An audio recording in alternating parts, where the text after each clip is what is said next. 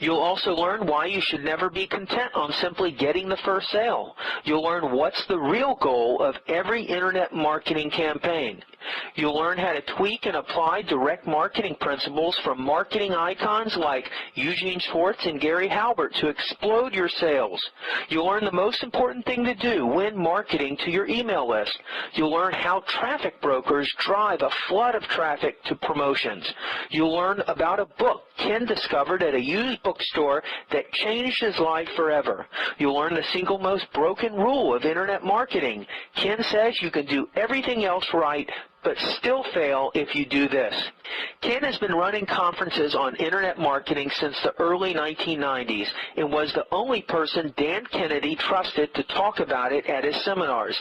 His well-rounded yet grounded approach tackles all elements that make up a no BS online marketing strategy, including search engine optimization, pay-per-clicks, traffic generation, direct marketing, and more. And in this interview, you'll learn how you can start taking realistic steps towards your internet marketing goals today. Now let's get going. Take me back to that first conference. People paid for that, right? No, that was really hard to pull off. This was 1994. This was San Francisco. You had Berkeley, which is a major computing powerhouse academically, just across the bay.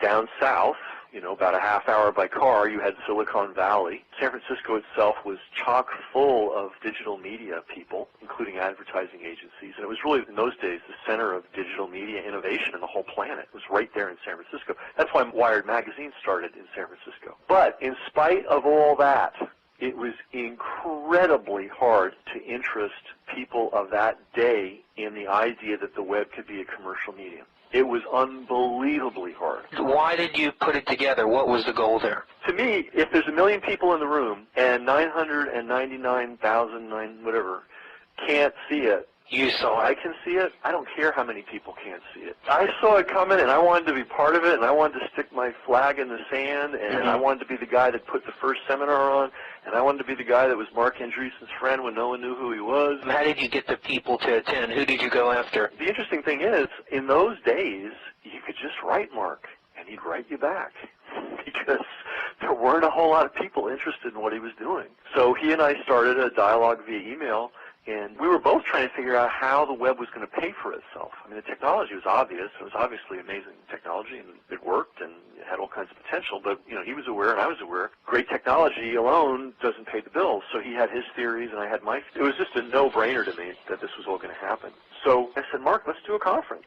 And then I went to the multimedia people, and there were two big multimedia organizations. One was the Multimedia Developers Group, and the other was the International Interactive Communication Society. And IICS was very supportive, and they did a mailing to all their members and said, you should go to this, Ken knows what he's talking about, this is going to be a great meeting. The Multimedia Developers Group, he was like, no, this is stupid, this is a waste of time, this internet stuff is not going anywhere, it has nothing to do with multimedia, it has nothing to do with our users, I'm not going to support this, I'm not going to get behind it. And he was pretty blunt about it. And if you go back, by the way, and dig, you'll see that Bill Gates and Steve Jobs and Larry Ellison and all the great titans of Silicon Valley were all on the record in that era being outspoken that the internet was a distraction and a total waste of time and it was going nowhere. If you just wanted to put on a conference, why videotape the whole thing? What was in your mind at that time? I had no doubt in my mind we were making history, so I wanted a record of it, and that it would be useful. And within a year, I definitely paid for everything related to that conference times several multiples, because I did sell the tapes. We had corporate sponsorship. Pac Bell gave us this beautiful meeting facility in downtown San Francisco. A lot of organizations that did get it promoted it for free for us. So putting on conferences, obviously to make money is a good thing, but there's other benefits to putting on conferences. One is to become the instant leader of an industry. That was in your mind? Oh, absolutely. How long was it until you held another one related to the internet? The next year I did a smaller conference numerically on the number of people that showed up on the subject of local advertising on the web. And I charged $1,000 a seat, and so it was a totally different model. It was worth doing. It wasn't a super home run. Nobody, I won't say nobody understood because people showed up and gave me $1,000 to attend, but vast majority of people, even in the web business, could not wrap their mind around the idea of local web advertising. They just couldn't get it. They couldn't see it. Of course, now it's the biggest growth area in web marketing, but that's 15 years later. How did you market it back then? I raised my profile. This is a very important principle in marketing. You've got to raise your profile. People have to see you. People have to know your name. People have to associate you with being the guy that can deliver whatever it is you're in the market to deliver. So after I put on that conference, which was, quote, free, and it was free, nobody had to pay to get in there, all of a sudden I was the man. For about a year there in San Francisco, I was the guy who was leading the whole internet thing. So, I was written about in the local trade papers related to multimedia development. I was invited to speak at different places. And so when I announced that I was doing this thing, a lot of people were kicking themselves for having missed the previous one because it was obviously such an important event, and they wanted to be on the next one, so the ones that came on that basis. How many years until you took a break did you put on paid conferences? So I had a pretty severe accident that was pretty disabling that slowed me down for 5 years. What year was the second conference? 95. I actually somehow managed to get through the second one in the injured state. At that time I was 35. I think I was running on 35 years of reserves, and I got through that thing, and that was it. But what kept me busy during that era was a hosting company and a web development company, which were related, obviously. And then I also had a really good alliance with a guy whose name you probably recognize, Dan Kennedy. Yeah. And Dan's probably done a better job of drawing in and organizing the marketplace of entrepreneurs on Earth. I think he's probably done a better job than anybody, especially if you look at consistency. And so, a lot of really bright, active, serious-minded doers would go to his conferences. And I had been advising him on online stuff, actually since 93. In fact, I even forgot this, but I spoke on online marketing in 1993 at one of his super conferences. And so he knew me, and I knew him, and he was very skeptical. And I always understood the skepticism of other people. I didn't expect people to instantly grasp the whole thing. I mean, I knew, hey, I'm living in San Francisco. I see these guys every day. I'm talking to these guys all day long. If you're living out in Ohio or Arizona or, Utah, wherever you are, you just can't possibly see what I'm seeing. So I didn't expect Dan or anybody to really get it right away. And so he was quite skeptical. But he knew that I knew my direct marketing very well because I'd had another business that was direct mail driven previous to the internet business. So he knew that I knew my direct marketing and knew it really well. And he also knew that I wouldn't just be blowing smoke. Or I guess he hoped that I wouldn't just be blowing smoke. And I was always very modest about it. I was never one of these wild-eyed guys. I mean, I saw that it was happening. I saw that it was coming. I saw that it was going to be a huge thing. But I was never one of these people that said, oh, it's going to change everything. We're going to be doing business at the speed of light, all this rhetorical nonsense. I just said, hey, this is going to be a really great marketing channel, and here's why. Did he move quickly, or was he slow to move? Well, his market kind of drove him. He's pretty perceptive. I mean, there was a lot of buzz about online marketing, even pre-web, because of all the bulletin board activity. And so he had me in 93, so that was pretty quick moving. And then pretty much I was a speaker at all of his events, basically from then on until, I guess it was 2004. So that was about an 11-year run. And you were the internet guy? I was the sole internet guy. He would not let anybody else get on the stage and talk about the internet. And the reason for that was twofold. One, he knew that I really knew my stuff. And two, he knew that he didn't have the time or the skill to sort out the real from the unreal. And that there was just then and now and probably for as long as we're both alive, there's just a tremendous amount of baloney in the internet. And he didn't want to present baloney to his clients. And he knew he didn't have the ability to discern the good from the not so good. But he knew that I really, really knew my stuff. So his attitude was, hey, Ken knows his stuff. Every time he comes, he's sharing some great stuff. He seems to be on top of everything that's new. Why don't I just make him my designated guy? And that relationship lasted until he sold his company. How was that for your career? Phenomenal. And this wasn't a strategy. I just genuinely liked Dan. I liked what he was doing. I believed in what he was doing. I thought he was a phenomenally excellent teacher of reality to business people. So, we were friendly. And it just so happened that it evolved that, I developed this specific expertise that he needed, and I became his go-to guy for that subject. It wasn't like I plotted this strategy out, step by step. But if somebody wanted to have a strategy, it would be this.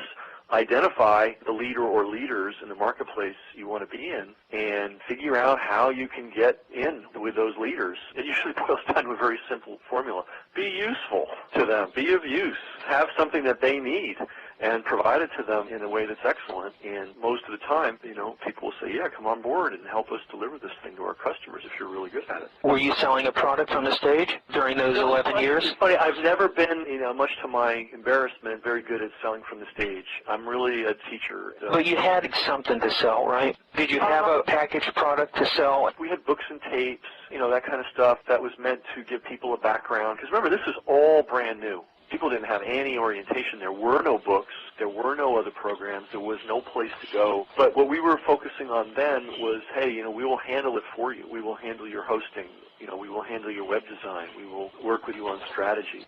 So we had that front-end fee for the educational materials, and then the front-end fee for the design of the website, and then the recurring fees for the website hosting. Yeah, how did that go? Did you build that up to a nice business during those years? Oh, it was excellent because I was not able to really work the way I would have liked to have worked. So it was really nice to have all this recurring revenue coming in all the time for the hosting. And, we had some pretty famous, first of all, we hosted Dan for all those years.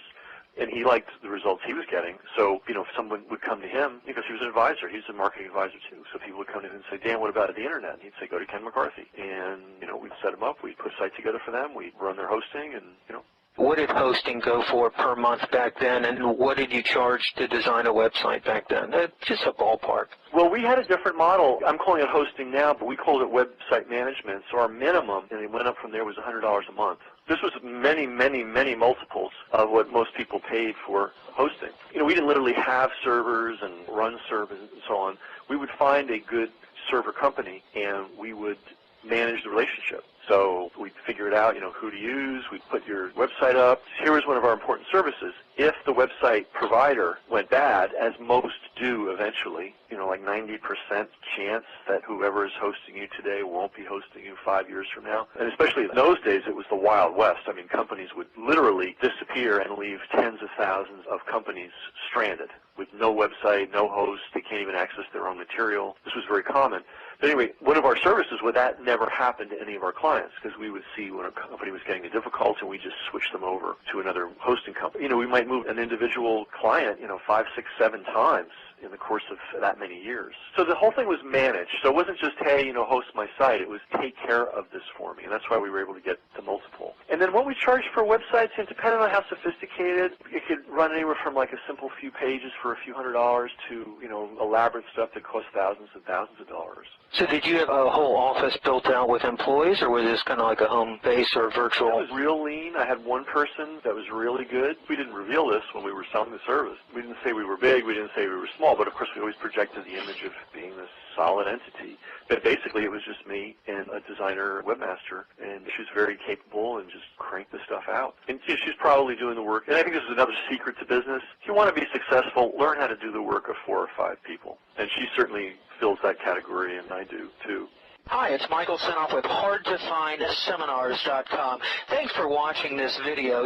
Many of my interviews last 30 minutes, 40 minutes, an hour, sometimes even up to 2.5 hours long. They're actual mini seminars, and you've just listened to a short sample of just one of over 117 hours of exciting, hard-hitting, mind-blowing interviews on how to make money in direct mail, advertising, copywriting. I assure you, there is not a resource anywhere on the internet or on the planet that comes close to the free information I provide at HardToFindSeminars.com. So go right now to HardToFindSeminars.com, and you'll have free access to 117 hours of audio interviews with typed word-for-word downloadable transcripts and downloadable MP3 files. Please browse some more of the videos or go right directly to HardToFindSeminars.com. Thanks for watching.